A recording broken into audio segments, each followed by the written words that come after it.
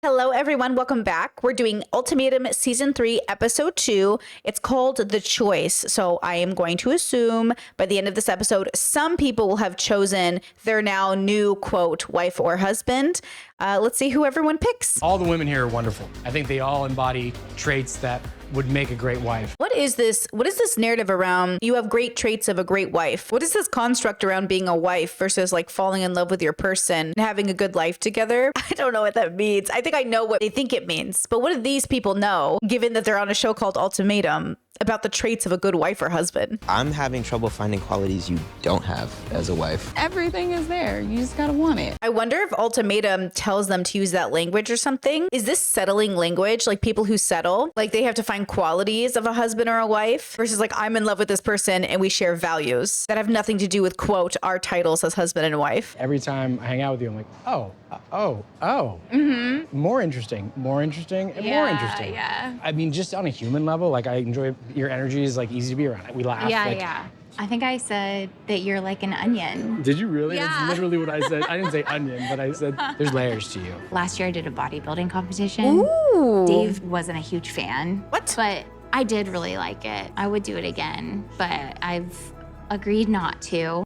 Pourquoi? Why? What? I understand that some people have a really weird aversion to women with muscles. So there's that. Wow. Yeah. Anyway. I would be like, enjoy. I'll see you when you get back, and I'll be there for all the good shit. Interesting. Let's say we do live together. Let's just say. Let's just throw that out there. hypothetically. Are you okay with incense and sage and some hippie shit in the house?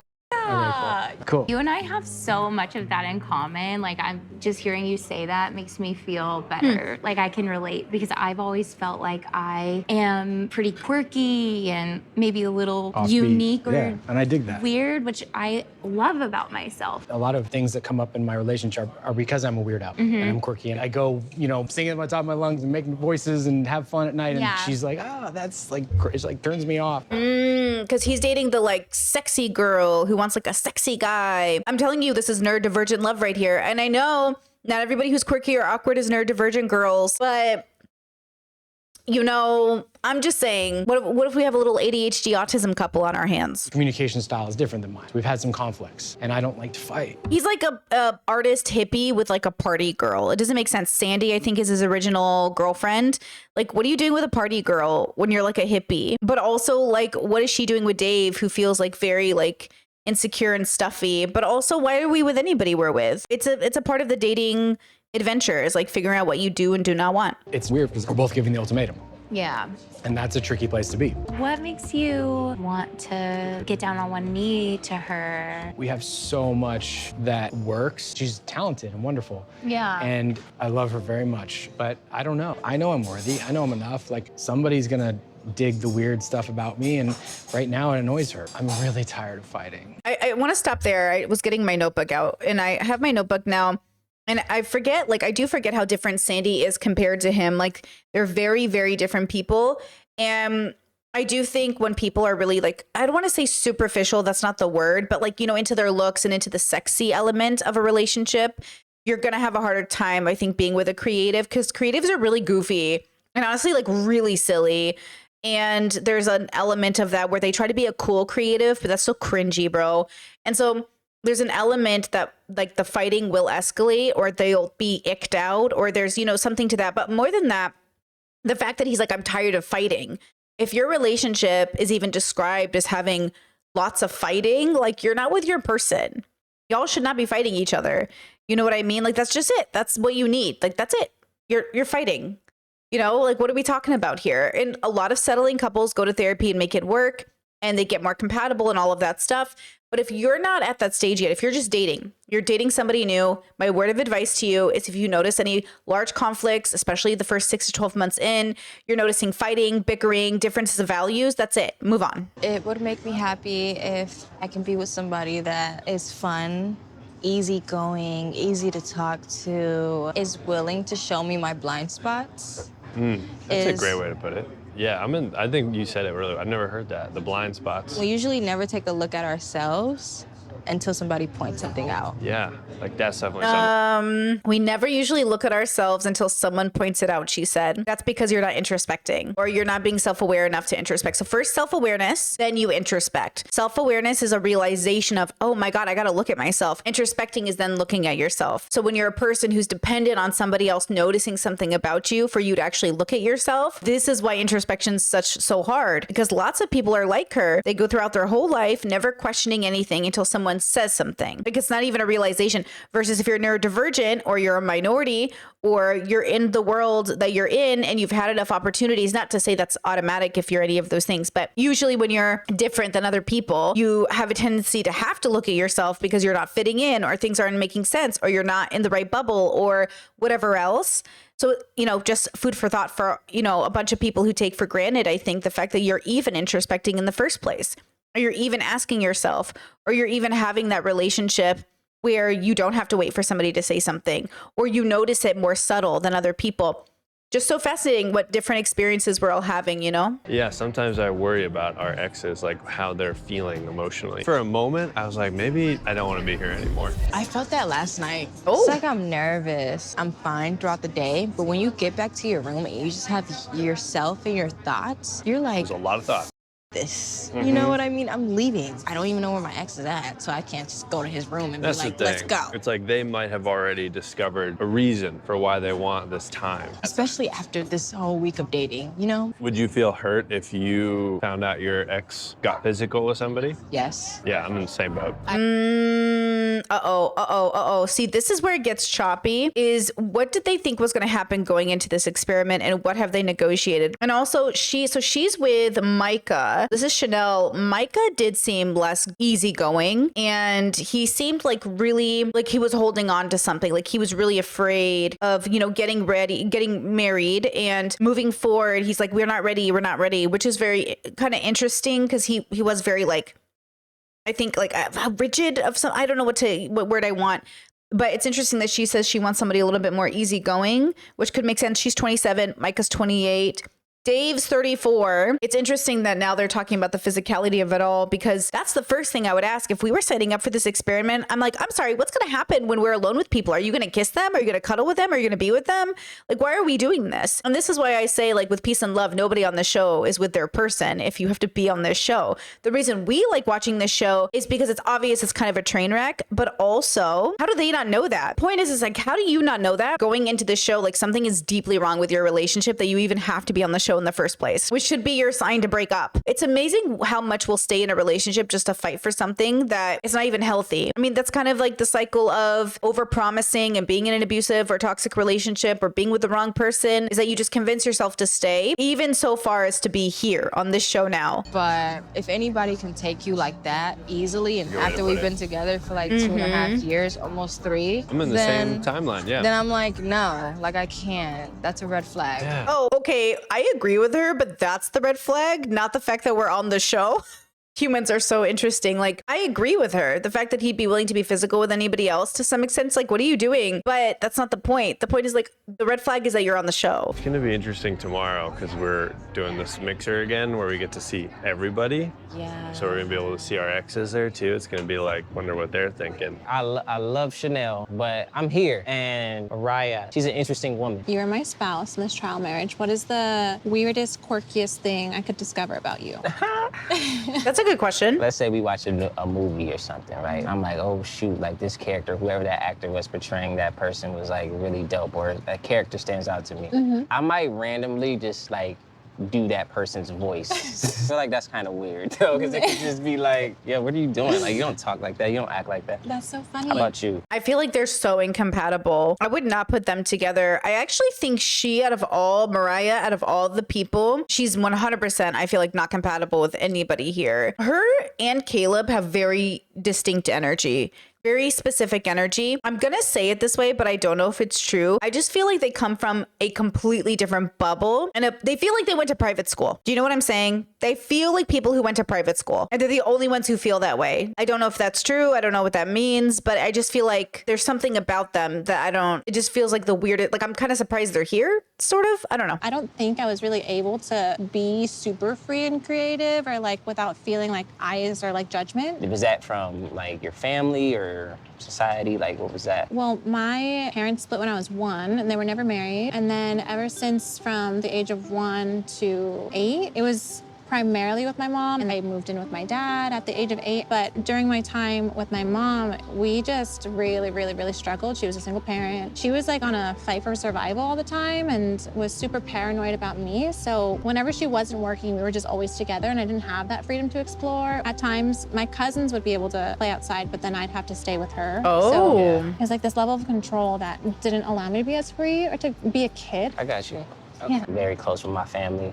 You had 1 sibling, yeah? Yeah, 1 sister. Mm-hmm. And so then I have my mom and dad, and so I'm extremely grateful for them. But I'm also grateful for like the way they raised me. As a young kid, I could ride my bike. It's not like I wasn't the type of kid that had to stay in the neighborhood. Like I could go venture Wherever you off. I want. just had to be back Oh, yeah. by a certain time. That's amazing that they gave you so much freedom to explore. I feel like so far, I just don't feel like they're a match. Usually on Love is Blind or other shows, somehow they all match together. Like I think Sandy and JR matched really well. I think Vanessa and Nick matched really well. Everybody else feels weird to me so far. Yeah, Scotty and Arya maybe, but I think Arya is so much better than Scotty. But like, yeah, this feels like a weird matchup. Chanel and Dave are settling for each other in a sense. Like Chanel doesn't want to be with Dave. My main insecurity is one, not being able to provide. I heard someone say like all you need to raise family is just love, and it's like no.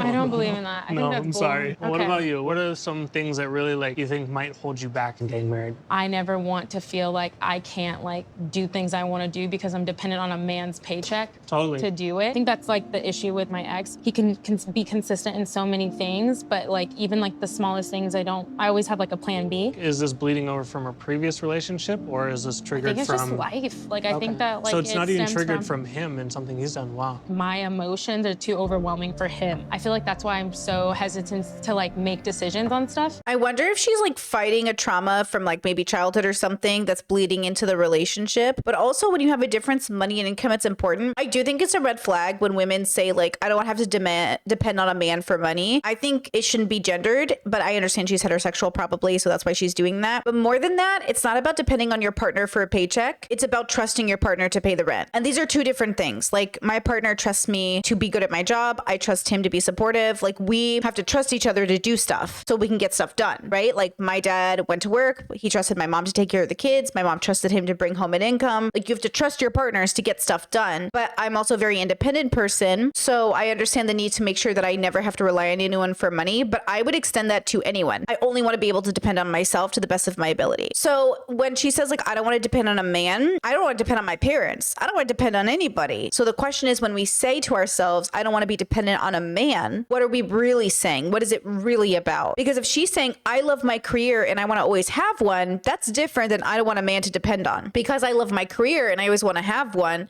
and I want to be very self-sufficient, it doesn't have to do with anybody else. I love my job. I love my career and I want to make sure I make money. Like it's about me. For her, it sounds like it's about him. I don't want to be dependent on him. What does he have to do with anything? Do you want to work or not? Do you love your job or not? If your man made $1 billion, would you still want to do your job? If you're the kind of person that gets into a marriage with a to-go bag ready, don't get married. If you're the kind of person that's like, hey, we could get divorced, I need to have my own income, like I don't think that's marriage material. I think marriage material is trusting your decision in that person enough to sign up for whatever happens with wisdom. So you and your partner are putting money aside for that situation to occur. You're not going to have an ugly divorce. You're going to have a situation where like two people make a good decision, but since a majority of people are settling and a majority of divorces happen in unhealthy relationships that shouldn't have started in the first place, I believe in preventative work. One of the reasons I never married anybody that I wasn't 100% sure about was because I didn't want to have one of those messy divorces. And I guarantee you, had I married any of the people I knew in my 20s, I would have gotten divorced. So there's something to be said that this is a good example. Anyone who makes you go on a show, anybody that won't say yes, anybody that's not ready, it's probably not your person. Why aren't you getting married? Is this your person or not? You've been together for 2 years. How much longer do you need? especially when you're nearing 30. Like, how much longer do you need? And then at the same time, I understand being that person in your 20s and you're with somebody for many years and you're still not sure. That should be your message. You're not ready. It's not your person. It won't have to be this hard when it's your person. Getting married or having kids, things like that, because I want to be stable in all aspects of my life. And that's why I'm not happy about an ultimatum. Me either. And I commend you for that because you are the one person who I've heard who has issued the ultimatum and you're like, nah, it's because of you and this is why. This is what you are doing that does not allow me to move to the next step with us. Yeah. And I'm okay with honestly like being like the villain in that sense because like, if that makes you the villain, like really, whatever. Yeah. And I agree with her wanting to be prepared, but I think that's why you have to be on the same page as your partner. And that's why I say Scotty might not want to marry Arya because he's ready. He might want to marry Arya to trap her. So don't get my words twisted. Don't get married if you feel like it's a trap, but take that as a sign to break up and move on. It shouldn't feel like a trap getting married. You don't feel like your standards are being met in certain ways. I don't think that you should always have to like bend backwards to make someone else feel comfortable. Like when somebody's not. And your standards should be on the same page. You should be on the same page about your standards, your values. So that's the thing that I'm talking about. Your standards should be on the same page. Do we agree that this is the standard of life we want? Are we going to do whatever we take? You know, what does it take to get there? What are we willing to do? What are we willing to sacrifice? What are we willing to do? Like, what is this the standard of life we want? And that includes having kids or not having kids. Honestly, like what I really want to get out of this whole experience is just like knowing my true self and coming out of this just like a happier person. But props to you for keep on going and I'm keep on going. We're still doing this. And I think you make it easier. You make it easier for sure. Yeah? Yeah. Okay, I appreciate that. I see them more compatible in energy wise. I could see them pairing up. To my dilemma and my ex, Mariah and I getting married, because I got to figure out why I'm in this constant state of trying to build someone else without having myself built up. Or That's interesting. He's 29. And also, how many of them have gone to therapy for all of the stuff that they're dealing with, right? Therapy really helped me. So by the time I got to 30, I was much better off to handle everything else.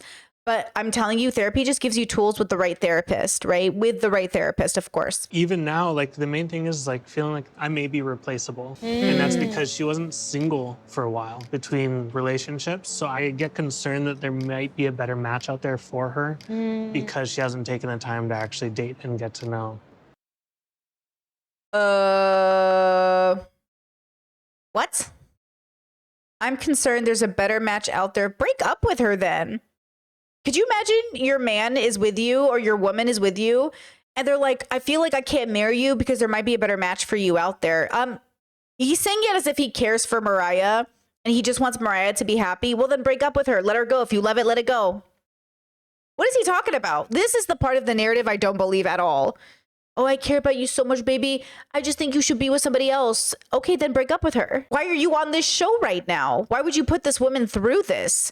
She gave you an ultimatum. Now you're on a TV show. And now you're telling us that you might just think she's better off with somebody else? Yeah, obviously. At the end of the day, you know, if that's the case, then I probably should know sooner than later. We're going to figure this out. I feel a little uneasy.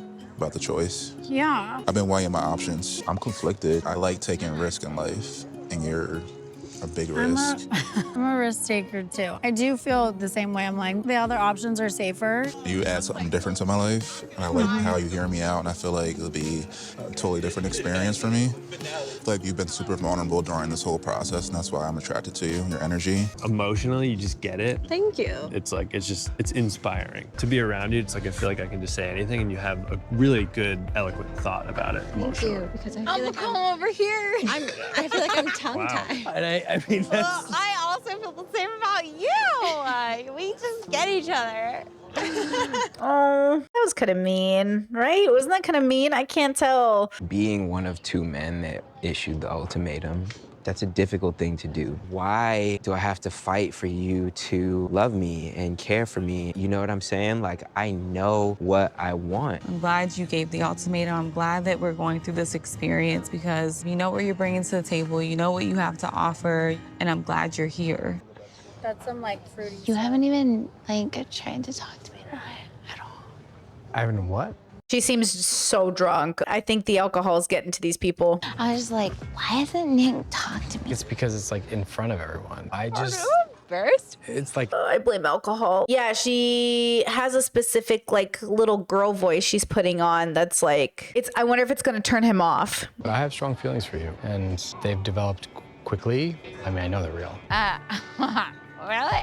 All right. Oh my I God. know. Glad that I met you. You want to know something? Uh-oh. I completely share that sentiment, and I'm happy. I am happy about that. Oh, yeah? Yeah. I don't even want to be here. I just want to go hang out with you. You're so sweet. But There's no but. I was looking forward to seeing Vanessa. It's tough to see her. Gives me like these weird, like crawly sensations on my body. I wonder what she's realizing, and maybe. Have you asked her? No, I haven't asked her that. This is tough.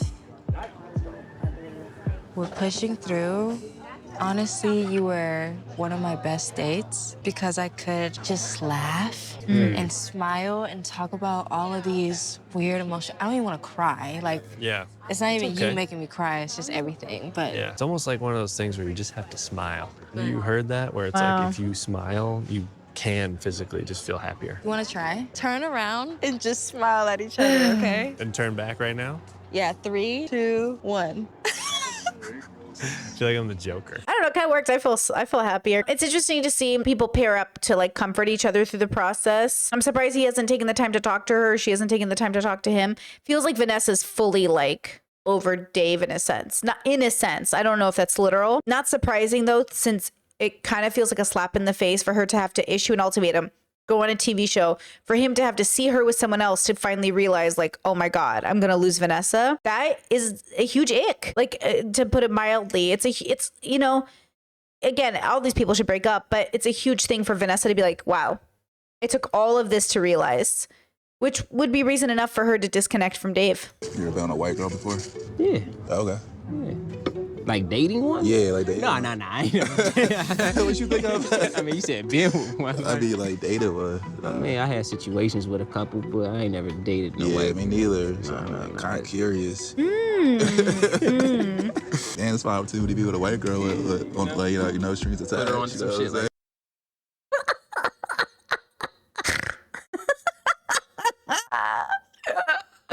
That's so funny. People who have never dated certain ethnicities, it's so funny to me just because I come from a bubble that's like deconstruct everything. Obviously, like you come from bubbles, there's a family expectation and cultural expectation or whatever. But it's also so funny how people get around dating outside their ethnicity. This conversation's so funny. What? Aria's cool as hell too. So that's what I'm used to dating is like mixed girls. shit. And she's black and Spanish, so I'm like, I want to explore that too. But she's Interesting. like, Why is it all about the ethnicity? Isn't that so funny? The bubbles, like gender, ethnicity, like is this gonna change? Like I get it. Like there's a cultural attachment to race and everything, and a connection, and absolutely. But also, again, are we falling in love with their consciousness? Are we falling in love with their race? Are we falling in love with their consciousness? Or are we falling in love with their gender? Which I know is really hard to talk to binary people about, but for the sake of my audience, like you know what I mean? I just think you're so much more than these things. But it's funny that he's like, I want that experience with a black and Hispanic girl, like with a white girl who's spicy. And I'm like, okay. I could not date people that cared about gender or race this much. Like, girl, that's funny. the safe option, you know what I'm saying? It's a dilemma right now. We're doing okay. I am, yeah, I am. I'm hoping you're doing okay. Like that'll make me feel better. I had a really tough week. You want to tell me about it? Yeah. Oh. Don't cry. It's okay. Damn, I don't even like Dave, and I feel bad for him, bro. I don't even like Dave. I feel bad. I just like, it's hard watching people have realizations, even if you don't like them, you know? Trying. Choked up.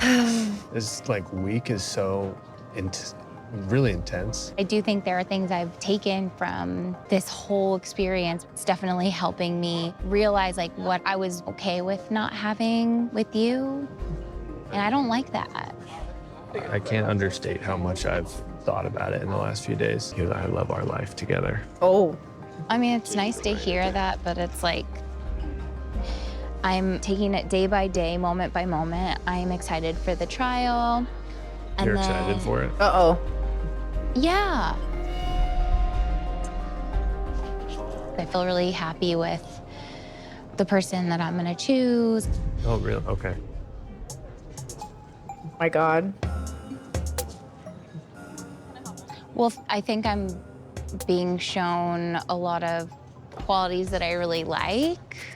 Oh, by this other person Yeah. that I don't have. Oh, well, That's not what I'm saying. I mean, that is what she's saying, and she should be saying those things. No, sorry. See, I get pulled in. I get pulled in by his tears, and then I feel bad. And then I remember that he's the reason they're even on this stupid show. And he's 34, and she's 30. He's 34 years old, and he would not marry this wonderful girl. So now they're on this stupid show. He almost got me with his tears. Almost. Kind of nervous just hearing some of the things. I'm truly seeing this as like you and I are broken up, and you need to lead with trust in this process. You need to not worry about me. Maybe I can't be here. It's too much. Oh, well. Yeah, I mean, it would be easier if we both came here single. What makes this so infinitely complex is like we both issued the ultimatum and now we're no longer in those relationships. But it's not like the thought or the feelings or the emotions of anyone that we came here with are just gone, right? Like they're not non-existent. They're coexisting at the same time while Exactly. we're dating and trying to form new connections. It's so I'm actually really glad they had that conversation because I think it's a hard one to have because we do try to trick our minds into saying, I'm single, but like you can't just do that. You can't just turn it off, which is good. But because if you could turn it off, it'd feel kind of like, you know, dismissive. It takes everyone different ways to break up or move on from a partner. Some people start leaving emotionally the relationship ahead of time. Some people take some time to recover. So, you know, I'm glad they had that particular conversation. What are like your expectations of a wife? I just want someone that makes me feel uplifted and supported. Like I like effort. Let's stop. Let's examine that, please. Can we examine that? Again, I struggle with people, what they mean by this. Like, what do you want in a wife? What do you want in a husband? You know what I mean? It's like, what does that mean? Like, I want a well-rounded person who has their own hobbies and likes and thoughts and fierce understanding of themselves. Somebody who's, you know, into philosophy or people, somebody who's, you know, I can name all the qualities in a person that has nothing to do with me because I want that person to have qualities separate from me. They need to be a whole person outside of me. And then together we're compatible because of values. So it is kind of interesting when he answers, what do I want in a wife? It's like what he can get out of the wife. But that's not how I think of falling in love. I think about falling in love with who a person is, like respecting that person for who they are, not what they give to me. That's secondary. That comes with the good character. You have a good character. You have all these wonderful things. You know, it's like, I want you to be a great person alone, single, and then see if we're compatible together because, you know, it's like a full package. But okay, maybe it's the way we talk is just different. Maybe it's semantics. Maybe it's not. Let's see what she says. I want my husband to be 100% invested, she said. I want my husband to be 100% invested. I'm very independent, but it's like sometimes I don't want to be independent. Like sometimes I want you to just like, I don't know, like take the lead on something. Like I don't want to always. She says, I don't want to always make the decision. So it's very heterosexual. So obviously in my relationship, we don't use this language. We don't use the language of like, take the lead, you take the lead. Like we're a team. We do everything together. You know, there is no like, I take the lead, you take the lead. Like we take the lead appropriate to the situation. But I don't think of myself as someone who's like, can you just like take the lead right now? It's more like, I don't have to have that conversation. Like we can read a room, take the lead naturally. So when she says, I want someone to be there, like in it, invested, it means their partner isn't present. I think in order to have the healthiest relationship, you need two present partners. Present meaning aware, reading the room, being in the relationship. If you notice your partner is going through something, they're not as involved, maybe they're spacing on responsibilities, you can say, hey, like, are you okay? It feels like you're distracted, like you're not in the relationship. So that is, I'm assuming, what her experience was with JR.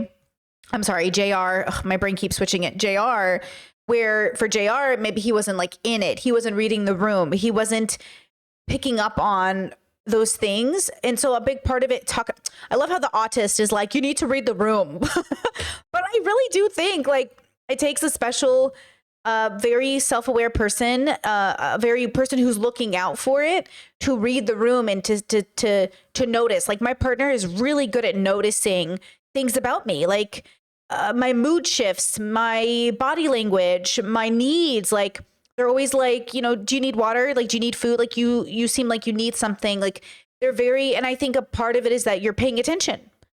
Like, hey, I noticed like when you walked in the door today, you were a little bit like, you know, what's going on? But we also check in constantly. So it's easier, and it's not like a nag. It's just something we love to do because we love each other. It's like, hey, how are you? How was your day today? We ask each other that all the time. How's your day going? How's your day? Can we make our day better? You know, my partner asks me every day, like, what can I do for you today? Is there anything you want me to do today? Do you want me to go to the store? You want me to buy you something? Do you need anything? And then we just do that. Like, do you want me to do anything before I start recording? Like, I always ask, like, hey, I'm going to start recording, you know, Ultimatum. Do you need anything from me? Are you good? Okay, I love you. Kiss, kiss. And then boom, right? We're always making sure the other is good, and in a giving way, in a loving way, in a present way. I think sometimes when you're in the wrong relationship, it can feel like nagging. It can feel like this person is neglecting me. It can be all of those things, but that just tells me the compatibility isn't there. She's just not compatible with JR, which, to be fair, I mean, yeah, that's why they're on the show. Always make a decision. That's so interesting because I feel like I am not used to that. And so I think that's something I would love the opportunity to do, because I feel like I'm having to challenge my ex with the idea of like, hey, like, you don't have to do all of this. Like, I'm here, we're together, we can work through this together. Interesting. So, okay, so basically Arya is like, I don't want to be dependent on a man, which I'm saying could be a trauma response. He's saying, I feel like she never depends on me, so we're not doing it together. The problem is you really got to be in a committed relationship to do things together. Even my partner and I, we didn't become a team until we got engaged. Until we got engaged, we were separate, independent adults, own apartments, own jobs, own lives, different countries, right? Until we got engaged, we didn't mix finances. We didn't mix life. We didn't do anything as a team because realistically, like, we weren't one yet. And so sometimes I think people who are dating expect to be on a team with their partner, but like, you're not a team yet. Dating is to see if you want to be on a team. It's like a tryout. You're trying out. And I think sometimes people forget, like, until you're ready to be a team, you can't fulfill that role. That's why when, who is it? What's his name? Micah says to Chanel, you're wifey material, you're my wife, but you're not acting like she's your wife. You're just calling her your wife. And so this is why I think it's very important to put a line in the sands that says, okay, we're married, we're committed. You don't have to call it marriage, right? You just got to put the line in the sand of like, now we're in it for life. So you can start actually being a team, because dating is tryouts, guys. You're not on the team until you're on the team. Okay? You're not on the team till you're on the team. The qualities that JR has that I'm looking for in a husband is that he makes me feel protected, secure, and he seems like he's very loyal. JR seems the least loyal. JR, the man he wants to have a spicy white Sagittarius, whatever she is. That's the... No, JR is not giving loyal. JR is giving excited to experiment. Like, what are we talking about, JR loyal? JR is giving F-boy. She's going for typical masculine. She's falling for the trope that he's masculine, so he's loyal and protective. Wrong. He's F-boy. That to me, like, really matters. I mean, to be fair, Scotty is more on the feminine side, right? You know what I'm saying? Like, she's falling for that he's masculine, so he's what I need thing. Deconstruct your need. Deconstruct, girl. Zaina talks about freezing her eggs. And so I know women have a biological timeline, but I never want that timeline to influence when I'm having kids. Like, all her friends are married, and I think she sees that, and that's why she's put the pressure on. Do you feel like you're completely healed from the relationship where there was infidelity? For me, like, I completely shut that part of my life. Like, it's gone. Like, I'm over it. So I don't dwell on that, but it is still like in the back of my mind. Like, okay, so no, because after infidelity, you do need to heal. I've had to do it. I was cheated on. It took me some time, but once I healed from it, it's not. I never think about my partner cheating. My little brother just called me the other day, and he was talking about like boundaries in a relationship. What do you think? Look, I don't worry if my partner is cheating. I fully trust them. Okay, they don't worry if I'm cheating because it's a part of our value system. There's no justification for cheating. So if they do cheat, one, we both agree divorce, it's abuse. And two, we're on the same page with it where there's not going to be excuses. It's not like I'm with somebody who's like, cheating isn't abusive though. Like I'm with somebody who's like, no, that would be abusive because we've been transparent. We've been communicative. So if he did cheat, it would be very, it would be shocking, but I would accept it because humans are good at human. But then the divorce would be obvious, right? Versus other couples, it's like, take me back, infidelity happens, it's pretty common, all this stuff. It's like, no, I want to be different. Everybody else wants to be the couple that tolerates the cheating. We're not going to be that couple. We're not tolerating the cheating. And I tried to take back a cheater. I tried to do therapy. I tried to do that stuff. It didn't work. And I don't think it works with people who don't actually think of cheating as abusive. I think as long as you think of it as something that's not that big of a deal, something that people do when they're in love and they have to leave their partner and da da da da. You know, honestly, if I'm going to be real, going on this show is like cheating. Not literally, because it can be negotiated. But if you're with the love of your life, why are you on this show?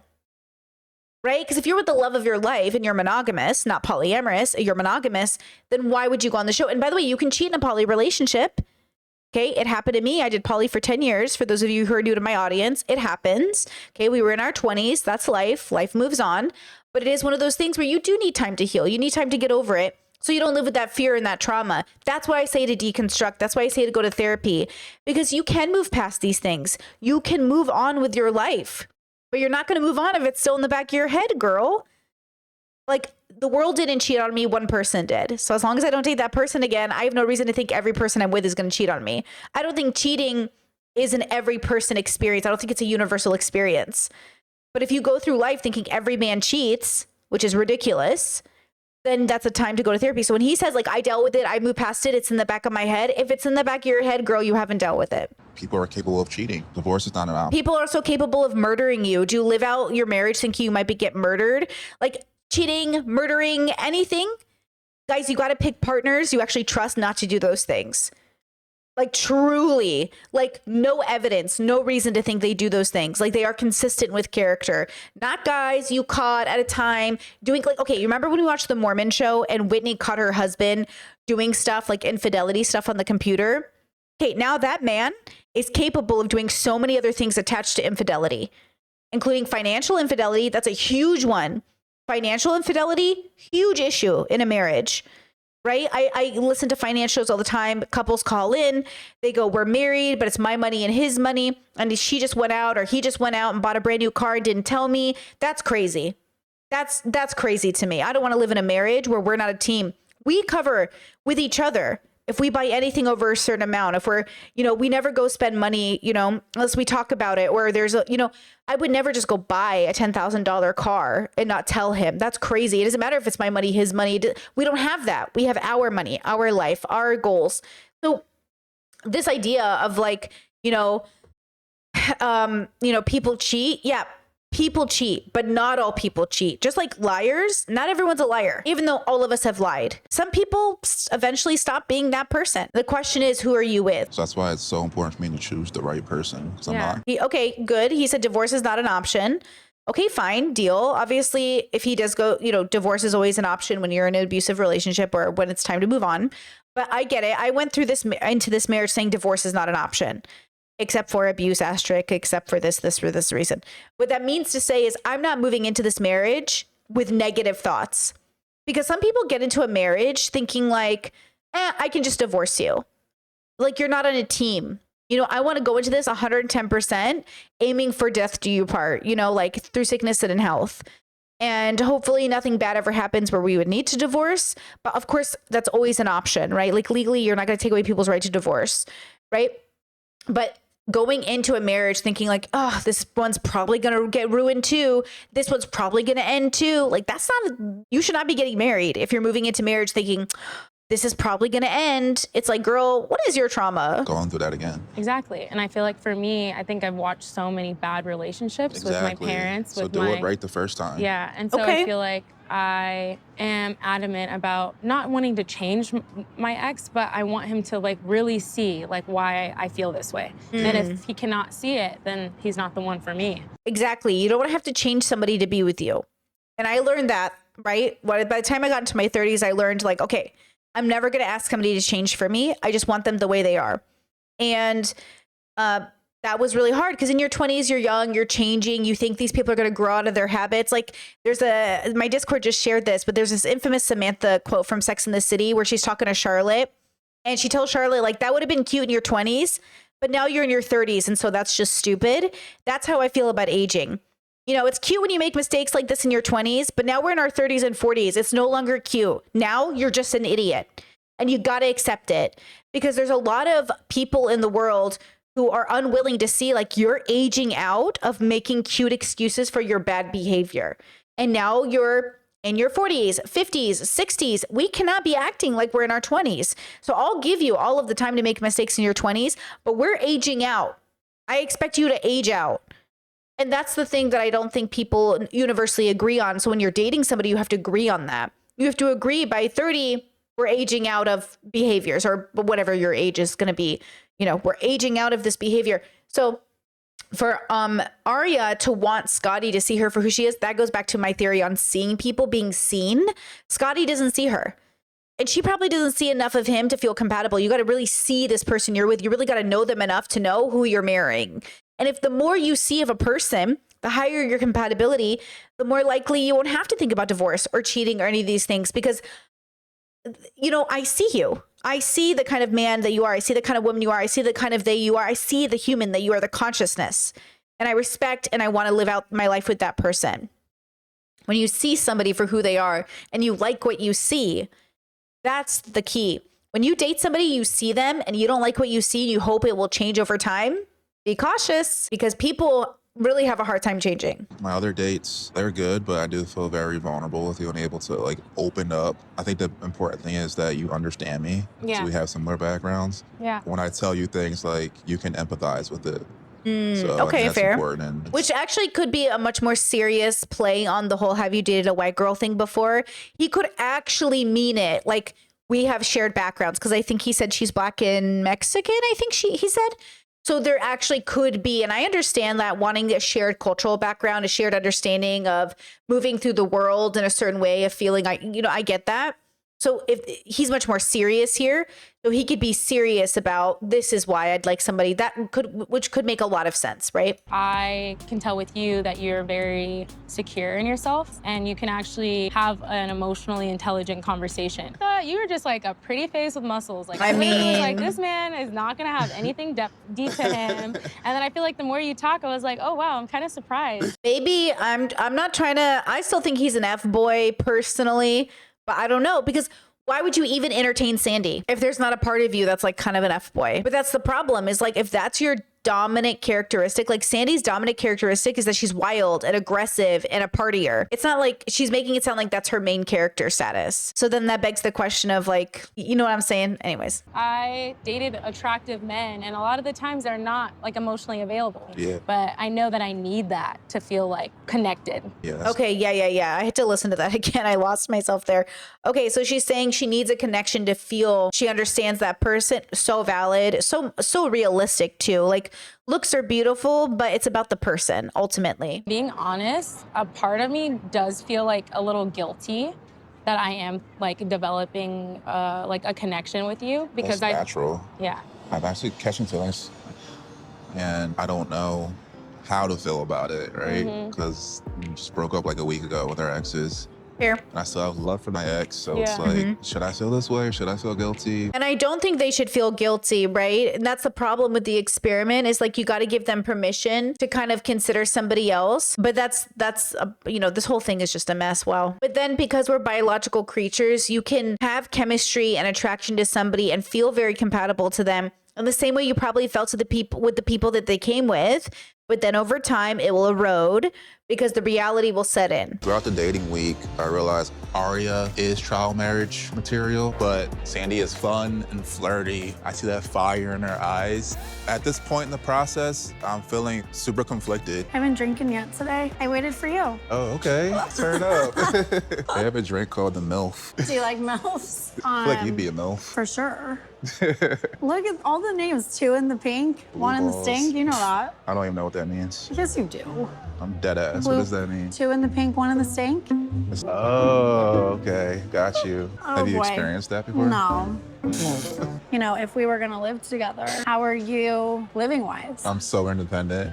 I cook my own food. You were living with your ex, Yeah, for like 2 years. so you guys don't cook together? We used to, but like I'm on such a strict diet because I figured out like my science and how I could stay like lean and ripped. And so I gotta maintain my look, you know? I can't like be a Actually, this is very true. My partner and I eat different things, but we try to eat as often as we can together because we're both neurodivergent. We have like favorite foods. We stick to different things, but I'm on a very specific diet. Like my diet is so specific. Same thing, like I work out, but more than that, I'm experimenting with my food constantly. I want to eat what I want to eat every day. And if we want to eat different things, as long as we're like sharing food or sharing meals or sharing intimacy, I'm good with it. We just negotiate everything because as often as like romantic as it would be to like eat dinner at the same like the same thing specifically together, it just doesn't match who we are as people. Like we like different foods. You know what I mean? Like we don't want to put pressure on each other to eat the same things when our lifestyles are different in that sense. personal trainer and look like Peter Griffin. Like I gotta stay in shape. You're probably putting yourself out there, social media and stuff. Like, Yeah, people were laughing at me at first when I first started doing fitness stuff. guess what? Only the I people had at the bottom are laughing. 5, yeah, exactly. Anyone who's made it and knows Facts. they'll never ever make fun of somebody for trying. Yeesh, I got goosebumps again. True. Man, chill, calm down, Sandy. So, okay, that puts things into perspective because he said that Zaina was getting a little jealous of people thirsting after his post, but he's a physical trainer, a fitness trainer. So he's got to stay in shape. He's got to show off that body. But yeah, of course, you're going to get comments from people. I wonder if he has like a thirst talk. You know what I mean? I don't know what kind of a trainer he is, but I love, like, I follow a bunch of fitness girls. If you go to my Instagram, I follow a bunch of fitness people. I'm a big fan of seeing their progress, seeing their muscles. It motivates me to work out, you know, all that stuff. But like, but for real, and I'm like, that's Nah, it's so true. deep. We vibe so well, and like I said, you make me like a better person. Just talking to you, I want to go run through a wall right now. So for the record, he's interested in like 3 people right now: Zaina, Arya, and Sandy, though technically he's exes with Zaina. But technically we're watching people be, quote, attracted to multiple people. See how easy it is to be attracted to a person temporarily? But what's the longevity of this? What are the chances of the longevity? I like when you touch me. Yeah. See, I like when you touch me. They're very like flirty. The way they touch and interact, it's like, it's very like physical, but it's not like comfortable physical. It's sexual physical. Does that make sense? Even though they're saying, oh, I'm comfy, like I like you're comfy with me. That's what it says on the screen right now. It's not giving I'm comfy. It doesn't actually give me that. I like that you're comfy with me. Yeah, for sure. Makes me feel good. I also like being pursued. Like, you're giving me a lot of affection, physical and verbal. So I really appreciate that. Do you feel like your ex will be mad if you find someone that you genuinely connect with? I mean, she gave me the ultimatum, so Yeah. hell yeah, she's gonna be mad, but. Well, I'm in a similar position because I was given an Right. I ultimatum. think that's probably why we vibe, because we're both given ultimatums. That's why we're willing to go through this experiment, right? I wasn't expecting to actually come here and like have like a legit connection. And it's happening. Yeah. You got really nice lips. Thank you. See, F-boy, you got really nice lips. Fashion. You know what I mean? See? What type of kisser are you? I guess I'm more of like a lip kisser. I like to like sloppy. bite on lip. You like sloppy? Yeah, like give me all that spit. Like, let me put my tongue down your throat. Oh boy. And do it to me too. Stop. I want to taste it all. Are you like this while you're dating? No, only those I feel a connection with. Okay, I'm going to say this in a very French way. He's treating her more slutty than he's treating Arya. He's talking to Arya different. He's talking to Arya like a person, and he's talking to her like a piece of meat. Because when they're together, they give F people energy. But I wonder if Arya grounds him more in like a reality of a relationship, and Sandy's like fun and sexual. But to be fair, that is what she's putting out as well. They both put out that with each other, but Arya doesn't put that out. Arya doesn't give out like, you know what I mean? Like F girl vibes. So maybe JR actually ends up being the person maybe he meets the energy of the person he's with. And so that's what it's going to be about, more or less, you know, because he was giving less F-boy vibes with Arya. So maybe that was because what Arya was giving him instead. I don't know. Don't give me those eyes, bro. Like, Bro. If you want to kiss me, you can kiss me, but I'm not kissing you. What the? What? We already talked about this. No, we didn't. She's What are we talking 27. PDA, heterosexual love, gross. I like to be pursued. I don't like watching people kiss. about? Better than what I imagined. It feels fake. It doesn't feel good. It doesn't feel like an organic connection. I feel like they're pushing it. Can I say something even more out loud? I'm not going to don't tell anyone. I think they're both pursuing each other because of the interracial stuff. I swear to God, she's like into him because he's like a strong black man and he's into her because she's spicy white. I swear to God, this is very objectifying. This whole dynamic does not feel organic whatsoever. They do not feel comfortable with each other. They feel completely uncomfortable with each other. I just don't believe it. I don't believe they have good chemistry. I think they're forcing it to have the experience. Because I think in the real world, they would never be with each other. He already said he doesn't date white girls. Now, I know that you've had an incredible and emotional week. You arrived here as 6 couples. One person was ready to get married, and the other was not. It's time to make the choice. Oh man, Scotty, how was your week? I feel like I've definitely learned a lot about myself. You know, I'm not gonna lie, like I do feel like I made some mistakes. I think for me, like I just really want to be with a partner that really, really trusts in the individual that I am. Zaina is just so much fun to be around. And we were able to get really, really deep, really, really quick. You know what you want, and I know you're gonna be the best mom. I know you're gonna be the best wife. I've been in a relationship for 3 years. And sometimes I just feel like I'm still fighting for someone to see the person that I am and that I'm not a bad person and that I'm gonna love someone with my whole heart. Over explaining. It feels too personal to say here. Like his next sentence is, I don't have malicious intent. Why did you say that? Who said that? Why is that even being said right now? That feels like so random to say. Because like, did somebody say that? Did somebody bring that up? Like you gave the ultimatum. Why are you saying that? I don't have malicious intent. I'm not trying to be petty. That's not the characteristics that... Just a reminder that he yelled and snapped at her in the last, maybe that's what he's referencing, is the fact that he snapped at her and he was like a huge red flag before. And I feel like every time we spoke, I truly felt seen. Whew, that was a lot to take in. And I really appreciate you for being so open and honest and just seeing me for like who I am. Some people aren't ready to receive the type of love that I want to give, and I appreciate that. There's such a young narrative around love for me. Like no one's ready to receive my love. I just want to give my love to somebody. Like that to me is not healthy. That to me feels silly. Like that's not what to me romance is. Romance isn't about like, I just want to meet somebody who will let me love them. That's what I say, like compatibility with values, how you see values. Like you want to respect that person and they got to respect you to build a healthy relationship versus something like I have so much love to give and my partner won't let me love them and that's why they're a bad person. That feels weird. Like that narrative feels like a weird narrative, but it feels like when you're taught growing up, like, you know, you just have so much love to give and he doesn't see that. But like maybe you guys just aren't compatible. Just because you have a lot of love to give doesn't mean somebody has to receive it. It just doesn't make sense to force people to receive your love. Even though it's a real feeling she's having, I think we're just identifying it incorrectly. I'm not saying Zaina's a bad person. I'm saying the way we're taught love, the way we're taught to identify love is just so selfish. Like so me versus, you know, our we. It's because it's still not about them. Like being selfish is good as long as it's, you know, about you're being self-interested is good. Maybe selfish is the wrong word, but being self-interested is good. But in a relationship, it's about the we. And it's not about compromising your values. So like, why are you in a relationship for 3 years where you feel like you have to compromise your values? Because we're taught about love incorrectly. I don't think our parents, even if they have better relationships, don't sit down and explain relationships to us. I think people think like, living by example is enough, but as parents, you really got to sit your kids down and explain to them compatibility and romance. Because even my parents didn't sit me down and really explain it to me. So I learned the hard way. Even though they were a good example, they were also not people who sat me down and explained it to me. So I went looking for the answers and I learned a lot. I made a lot of mistakes. And I think very similarly to these people, I said a lot of similar things in a sense, like, I love this person. I just need them to be healthier. I need to see that they've changed without understanding the fact that I need my partner to change is a part of the problem. Not because my partner doesn't have a problem and should probably change in general, but because I think that being with me means that they should change instead of acknowledging that like their journey is their own.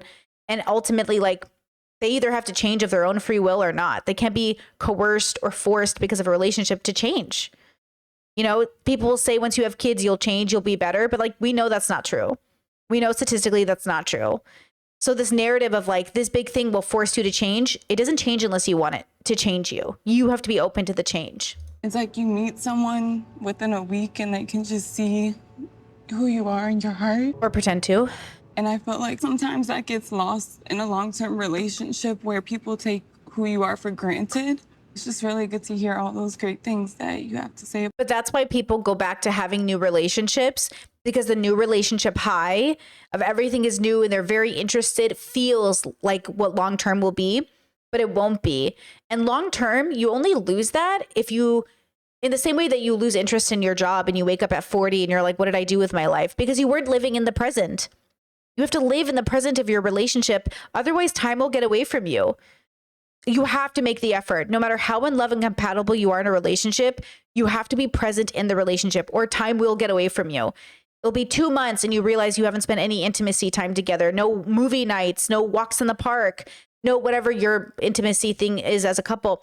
You will, even with your best intentions, even the most high compatibility partner, you will miss opportunities to build and keep that intimacy going if you do not pay attention and live in the present. So high compatibility partner doesn't mean everything will come easy. You will never have to do anything. It means the relationship will be easy and you'll make an effort to do everything you need to make it easy, because it won't be a chore. It will be something you want to do. Versus when you're dating someone you're not feeling, sometimes it feels like, ugh, I don't want to kiss them. I don't want to be with them. It's like icky. I don't even want to come home. So many men will stay at the office late because they literally don't want to come home to their partners. And that's on them, honestly, for not negotiating their relationship better. And it's on their partner for not sitting down and being in the present together and saying, like, we need to make a home you want to come home to. And you've got to be a partner that communicates that. It is a team effort, guys. Zaina, I mean this with all respect to your ex. I think any man would be lucky to have you in their life. Who do you choose? I choose Scotty to be my trial husband. Getting like choked up. I do have insecurities that I didn't even think that I had until this. Sorry, guys. Zaina, she appears happy, and we came into this experience both wanting to get answers. At the end of the day, I love Zaina with all my heart, so it's hard to see it, but at the same time, I'm happy that she's happy. Yeah, Scotty, treat her right, because what you said earlier was true. Any man would be lucky to have her. Okay, Base. I mean that. Good answer, good response. So Mariah, how was your week? Beginning of the week was incredibly intense and emotional, especially after seeing your ex and fully breaking up and then going into the dating period. It was a lot for me. I couldn't hold up this facade that I was okay. I like truly broke down. And I thought this experience was gonna be more beneficial for Caleb. I thought he needed to like work through questions because I was so ready and like I knew what I wanted. But then it shifted and I was like, I gotta figure out myself. What do I want in marriage? What do I need? Great. Micah was my first date. You have such a peaceful vibe and energy that I felt you were a friend to me. And that's, I think, the beginning of any relationship, whether it's marriage or not. Having a really solid friendship is so important because that space is where you can get deep. It's where you can get vulnerable. Okay, agree. Mariah, are you ready to make your choice?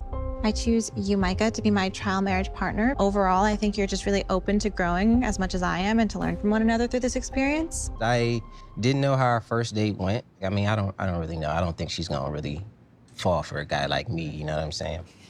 As we kept talking, going on dates, one thing that I really enjoyed was that she was not afraid to challenge me. That was a good quality, because I feel like sometimes I don't get that challenge. The person I choose is Mariah. Mariah, I choose you because I feel like throughout this trial marriage that we can really challenge one another to be better for the people that we came here with, but also, besides that, just better people individually. This week for me was honestly the craziest week ever. I really feel like I learned a lot. In a marriage, I would love to just feel at ease and just like I'm at peace with someone and nothing can break that. That was one of the things that really drew me to Dave and just how easygoing he is. Wow. And you are a very go with the flow type of guy. With my ex, he's very calculated and planned. And what I got from you is that you would just be willing to take that leap of faith. You are just an amazing person. I was in a bad spot for a couple days. Chanel, you were always very warm. We just have great conversations together. She clearly has a very high emotional intelligence. Feels good that you felt that energy. Chanel, Are you ready to make your choice? I choose Dave. Dude, I'm like watching Micah bounce in his chair. I'm waiting for him to get up and be like, no, Chanel, be mine. You know, like I'm waiting for one of them to interrupt the progress. And like, you know what I mean? It's really tough. Like they are going through an emotional roller coaster, whether they're good people or bad people, or we like them or we don't like them. Like they're having like a real moment with their intimate partners. Like this would be very intense. Probably why I wouldn't go on a show like this. It just feels too intimate. But wow. You know, we really are watching, as much as we think these reality TV shows are like scripted or whatever else, they're real people going through some real stuff, you know? Ooh. Oh, he's tall. Okay, Dave. Who do you choose? I choose Chanel. I chose Chanel because she made me feel extremely comfortable, and I think we're just gonna have fun together.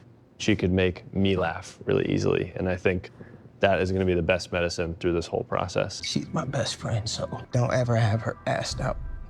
Always make sure she's safe. That's the one thing I gotta ask from you, bro. Like, she's really my best friend, so take care of her. And that's it. Just, as long as she's safe. It's a lot. I don't want to like Micah and Dave, but they're real people on a journey, you know? This is not easy. I like give you a lot of props for being that vulnerable. This is really, really difficult to have these conversations in front of your exes. It's uncomfortable, right? And that's by design. You have to lean into that. Been a whirlwind of emotions. So I was able to make connections with a few, and that was the toughest part. Aria's a very special woman. Aria, you're gorgeous, but aside from that, we had some very deep, vulnerable conversations, which I appreciate her opening up to me. We have a very similar past. And what is it about Sandy that made you want to get to know her better? Physical touch is a big thing for me, like touching someone and feeling their energy. And I feel like we have that connection, aside from the fact that we have that mind connection as well. Fire and passion in your eyes, and it just ignites something in me. Aww. Right off the bat, I did just feel a connection to JR. It was like weird. We had all these similarities. I see your heart, and it was really sweet to see that. I honestly was surprised that I had a connection with JR because I feel like guys that look like you, I usually don't like to talk to. I feel like. I get that a lot. But you're a sweetheart, and you truly, I think, wear your heart on your sleeve. We've been through a lot growing up, and so we both want more. Conversations with my ex haven't been the best. Ugh, I'm getting emotional now. I don't really hear a lot of nice things, so it's just nice to hear. Oof. God, y'all are amazing. I really appreciate you leaning into this. JR is very different than the person that I came here with. We talked a lot about the fire that I have, and that's something problematic. I've just never dated someone that has that fire as well. So I'd actually be interested to see if we like come at each other or not. It's problematic because your fire is aggressive and toxic. Like, that's why it's problematic. She even said like we'd come at each other. That's that toxic build. And if JR has any foundation to him that's grounded, he will choose Aria over Sandy. But see how nobody else is interested in Sandy? Interesting that nobody else but the F-boy JR, the part of JR that is spicy and fiery and Sagittarius or whatever, I can't remember now what their sign was, that he's like, a Scorpio? I've never had sex with a Scorpio, whatever he said earlier in the show. Whatever she is, like that's the point. It's like that's the part of Sandy is that he's attracted to. The whole mind connection thing, I don't know how much of that was true. You know what I mean? To be fair, I think Aria and Chanel were the only people that had multiple connections, or I think Aria in particular, people really liked her, right? It took me a very long time to get you to open up and be vulnerable and look into my eyes, and it seems that was easy for you to do quickly with somebody else. I don't know if that's true. I don't know that she did open up to him. I don't know if I believe it. This has been pushing all of us so far outside of our comfort zone. You showed up here with partners that were ready to be with you forever. You guys seem to have a nice connection, and if it's play or if it's fun, then let that be your life. Oof. You don't know about the connection that we've had, though. It hasn't just been all fun and play. Hasn't it, though? We've gotten really deep. You've been so judgmental, giving me so much anxiety because you brought me here. I've done nothing but been so authentic and genuine. That's not what I said. I've If you're not ready for a future with somebody, then go with that. That's why I'm here to figure out what I need from a partner in order to commit. JR, you ready to make your choice? Oh my gosh, who's he gonna choose? Ooh, because you know what would be crazy is what if he feels a pressure to choose Sandy because Sandy just did that whole speech, and if he doesn't choose Sandy, no one will pick her. She'll end up being default with somebody else, which happens. I don't remember which season that happened, but it basically happened where the defaults ended up with each other, or not the defaults, the leftovers. Oh, that sounds bad. You know what I mean. Oh my God, is this about to end? They're gonna end it on me, aren't they? They're gonna end the episode before he picks. I hear the music. It's gonna happen. I knew it. I knew it. I knew it. I knew it. I think he's going to choose Sandy because if he didn't, that'd be like such a slap in the face to that whole speech he just made. But if he chooses Arya, no, if he chooses Sandy, who's going to choose Arya? Wait, who would end up with Arya then? That's so confusing. Because Nick's going to choose Vanessa, right? That's obvious. Caleb is going to choose, no, Chanel chose Dave. Caleb? No. Yeah. Is Arya going to end up with Caleb? Yeah. JR is going to choose Sandy is my prediction, and Caleb is going to choose Arya. Did I get that right? Because, yeah, that's good. Because who else did Caleb connect with except Arya? Okay, that's what's going to happen. Because now, I think if Sandy didn't make that speech and have that fight with Nick just now, JR might have chosen Arya. That's my prediction. And I've done really well at not seeing any spoilers for this show. So I'm really excited. Okay, with that said, I will see you guys for the next episode. Excited to hear your thoughts in the comment sections down below. And please like before you leave because it really does help push the content out to more people. Almost at 100,000 subscribers. And it'd be fun to push out the content to more people, which YouTube does do if you like the video. It really does push it out to other people's timelines. Okay, guys, with that said, I will talk to you next time. Bye. In my head, in real life I'm in bed, my belly's being fed and I'm okay. I'm just fine, yet all I do is whine. Not to you in my mind, cause I know I don't make sense. I've been nothing but blessed, so why's my life a mess? Please tell me, cause I'm sick of thinking, yeah, I'm sick of reaching out for the truth and living life as a fool.